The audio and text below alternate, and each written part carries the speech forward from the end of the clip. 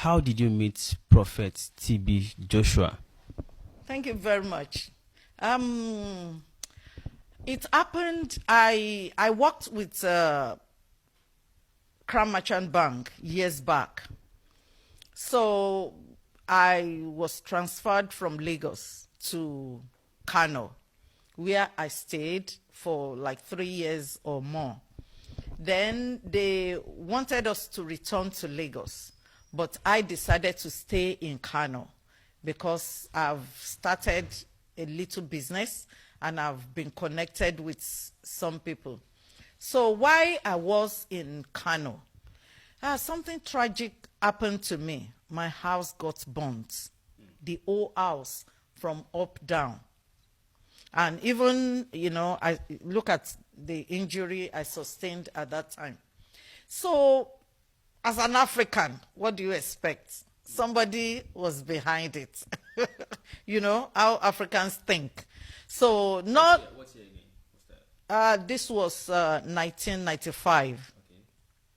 So, not knowing that, possibly I was careless, leaving my gas cylinder on, and it happened, boom.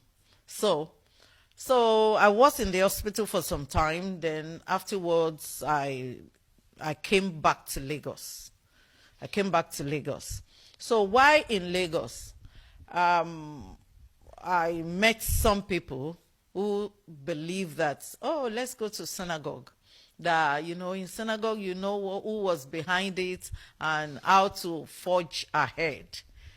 My problem at the time was who was behind the fire outbreak and how to forge ahead, because I lost a lot of, property. Yeah, so I said, okay, let's go. So there we got to the synagogue that early morning, because they said we have to get there if we need a good seat. So we got there and they put us together with the newcomers, because we said we were there for the first time that very day. So we sat and they occupied us with a lot of videos, miracle videos. That is what they normally use to brainwash people.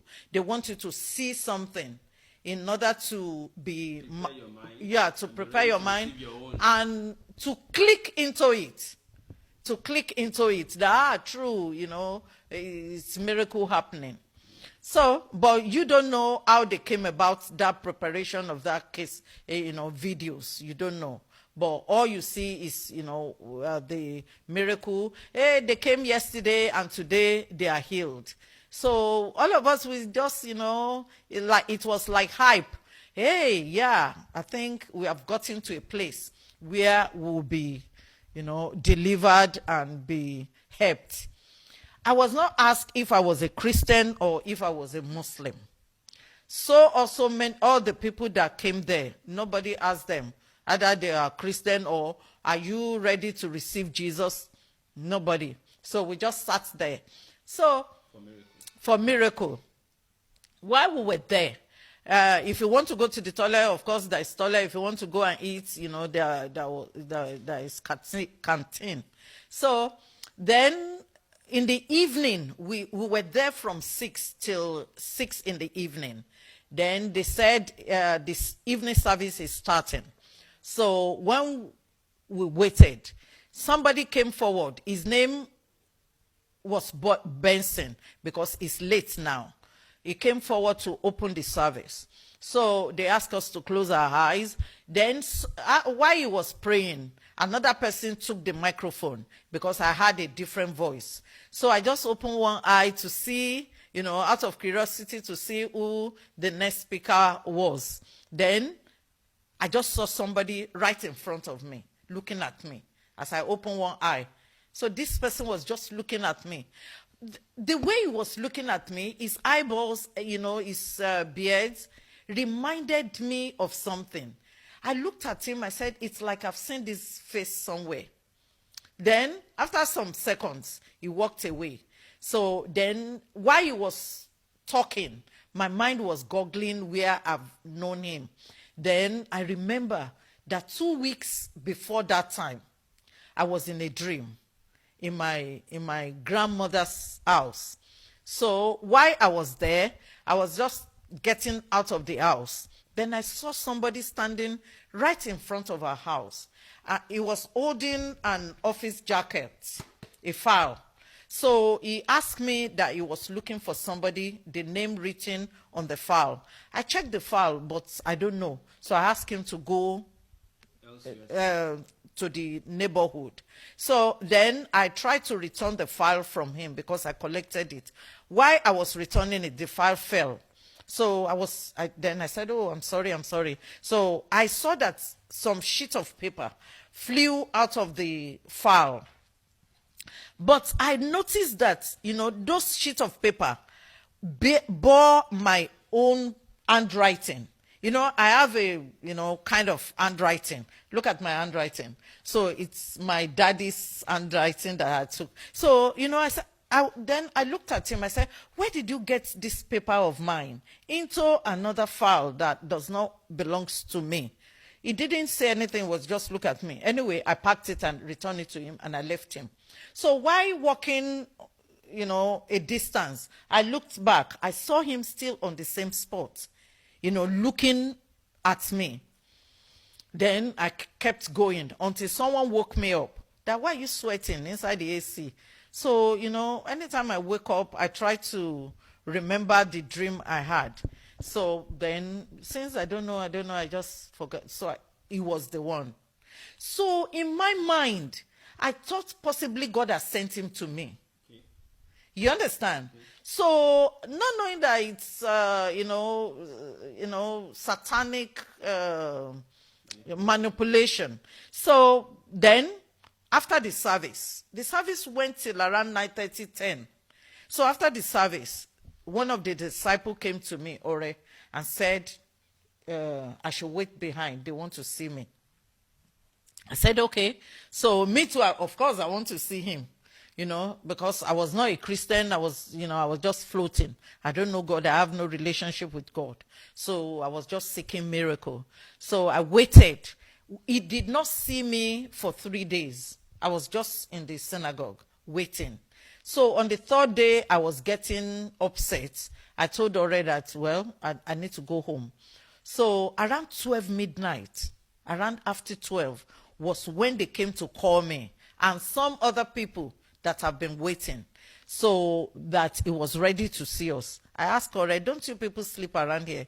He said, they always walk. I said, okay. So we went to his office. We lined up. They were calling us in one by one. So immediately it was my turn. I entered. He was not in the office. Nobody was in the office.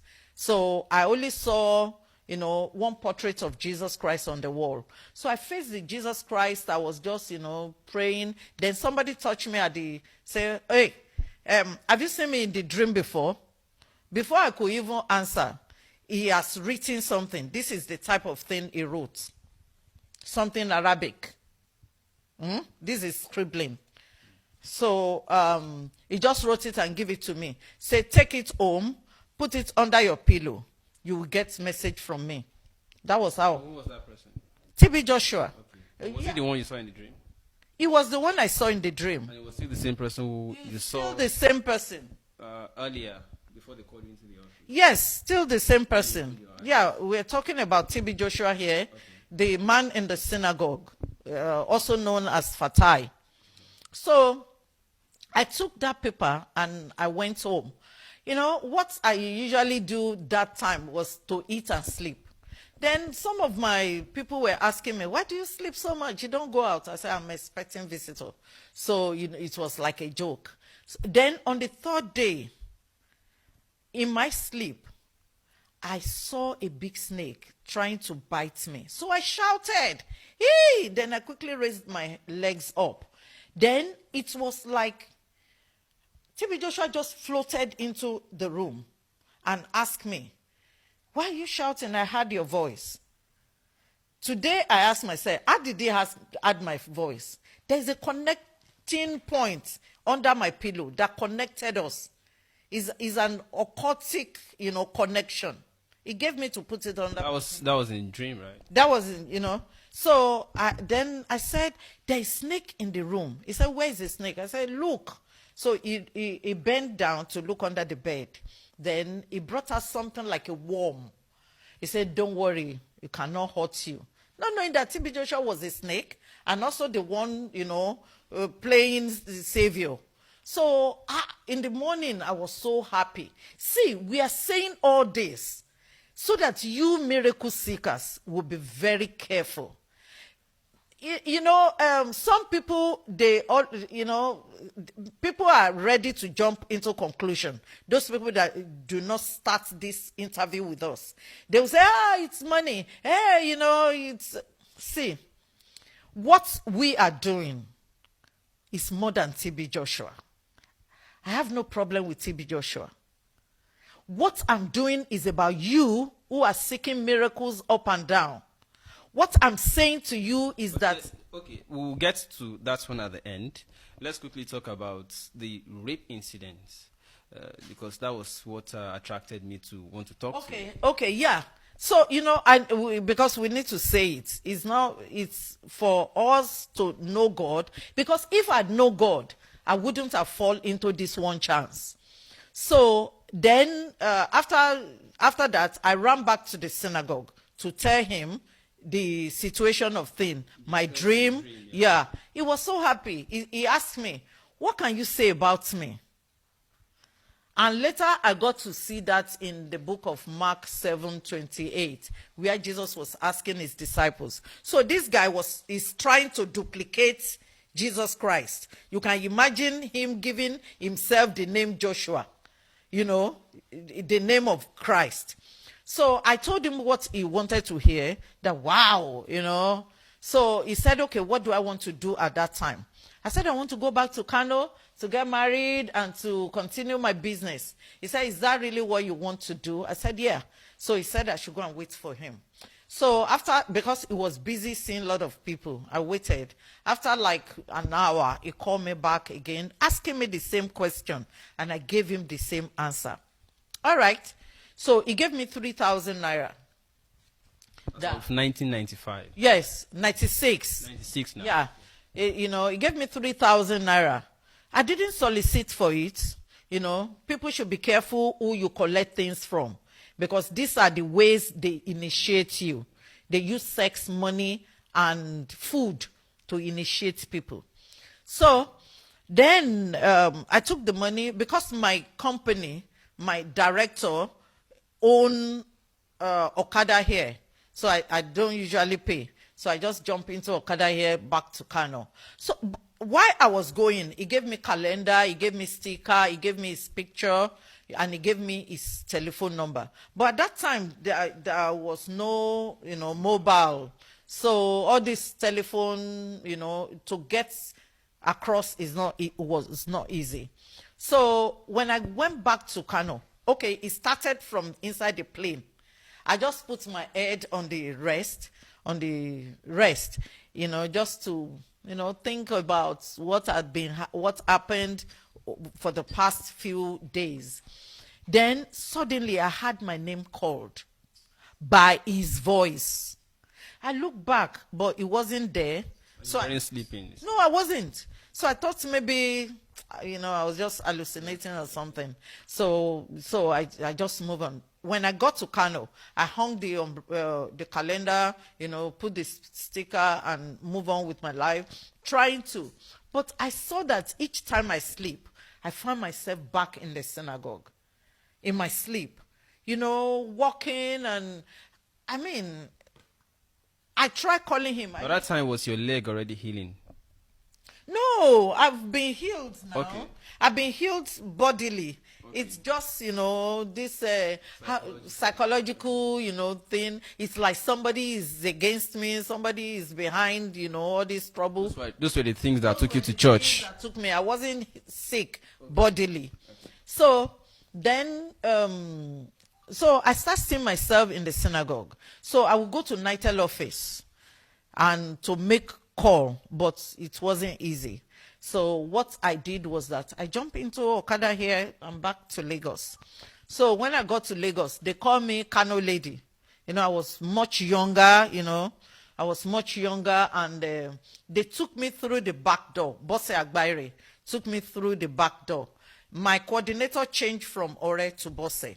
So, because you can't just walk into the synagogue, you want to see T.B. Joshua, you must have a coordinator among the disciples. So she took me in, and it's like, oh, Kano lady has come back, blah, blah, blah.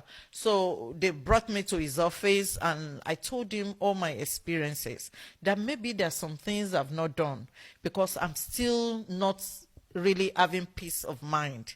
And he said, for me to be seeing myself in the dream in the synagogue, it's, that's what he wanted to tell me earlier, that God has told him that he wants to use me in the synagogue. It was like, it was a battle, that, so I will leave my friends, I will, all the things I'm doing. Well, I've done all the things young girl can do in the world. So, well, let's give it a shot. So that was how I joined the synagogue, and immediately I joined, he sent me to the studio. I worked with Brother Shegun. Not too long, like 2 weeks or maybe within a month, Shegun was sent away because his wife got pregnant.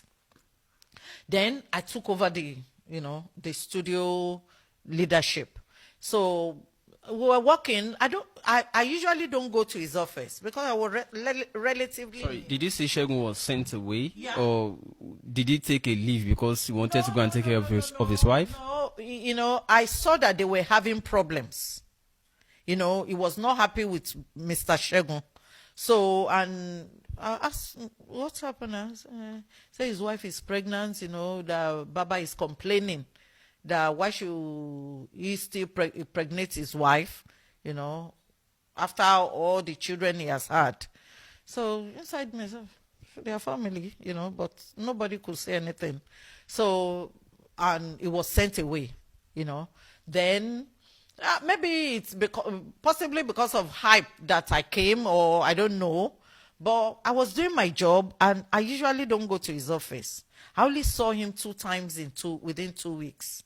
Maybe to greet him and just go. Then one day we were preparing for service. It was a Tuesday service. And somebody just came to the studio. Sabisola, you are called. And in the synagogue, even if you are in the toilet and T.B. Joshua call you, you hang it there. Some people go to his presence even without being washed. So then I quickly drop all the camera, battery, tripod, everything. I just drop it. Then I saw that I was not ushered into his office. I was ushered somewhere else. I know his office, but I was taken to another place. So when the guy asked me to wait at the door, he went in, then came back. He said I should go in. So I went in. So I saw him standing. He said, "Oh, how are you coping with us?" I said, "I'm coping, sir. Thank you, sir. Thank you." So he said, he apologized that we are not eating meat and fish. At that time, they don't eat meat and fish. That if I need to eat anything extra, I should come to him. That he believed in me. That God told him that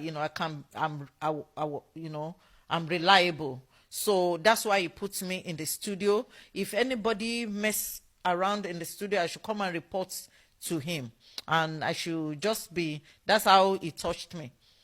I said, okay. So I thought maybe, I'm just getting, into the system. So I went back to the studio. He gave me 500 naira. That if I need to eat, if the food that they are giving us in the compound is not enough, I can go to the canteen, general canteen. So we usually collect 20 naira for feeding allowance. And in the evening, they will cook general food for everyone. So then I went back to the studio, elated. So after like 10 or 15 minutes, another call. So I quickly rushed. When I got there, I saw that there was no light in the room. I thought maybe in between the time I left the studio and to his room, NEPA, struck. So, but there was a candlelight. And he was sitting on a kind of couch. he was tying a white towel. The same place they ushered you to, or his office this time? No. The same place. So he was having this white towel around his waist. So I thought maybe he was preparing for service. You understand? Maybe you want to go to the shower or he's just coming out. But, I couldn't enter properly. I was just at the door because I saw something. That's what made me to stand at the door. And I knelt down at the door. Then he said I should come. Because of what I saw, his towel shifted and his manhood was there. So I bent my face down because I thought maybe... So that you won't see the man of God. No. Maybe I thought maybe it was unintentional so that I would not embarrass him. So I just knelt down by the door and, put my... He said I should come, that, that I should not be afraid of him.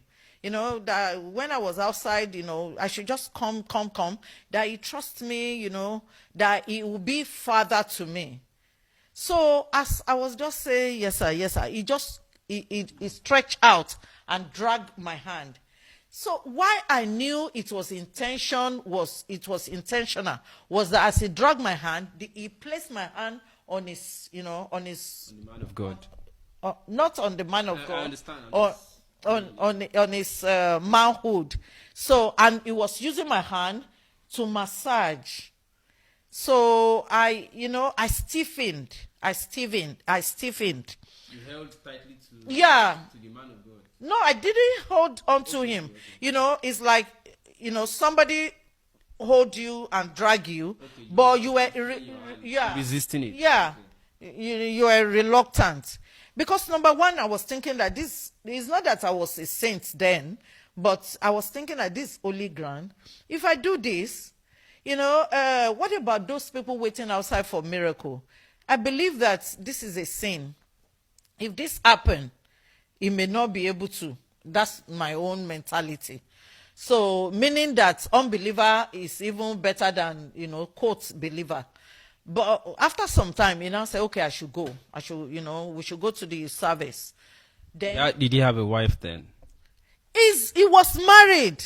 The wife was also in the church. Okay, let me say, as I understand, this woman called Evelyn, yeah, of course, is his wife because everybody has agreed that the woman is his wife, but they didn't get married, either traditionally or legally. You understand? Or else ask them to bring their pictures. T.B. Joshua loves pictures and videos. So he should just bring them out. So a woman was with him, but the woman was not living with us in the quarters. That woman was living at Towing Street in somebody's house. You understand? In one of the members' house. So they gave her a boys' quarter there.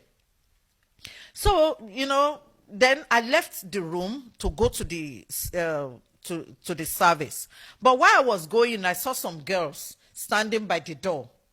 Maybe it was one of them that took the bullets for me that day. So then after the service, I was just thinking within myself, what's going on? Uncle Shegun has already left. I would have confided in him because we were always sitting together at the, editing suit or editing table. So who should I talk to now? They would just say, you came here a few days ago and you want to turn this place upside down. So within myself, it was, and he has told me that my mother was the one behind my woes. So it's like I was hating all my family. Already. So where will I go from here? I've already accused them and told them never to come to me again.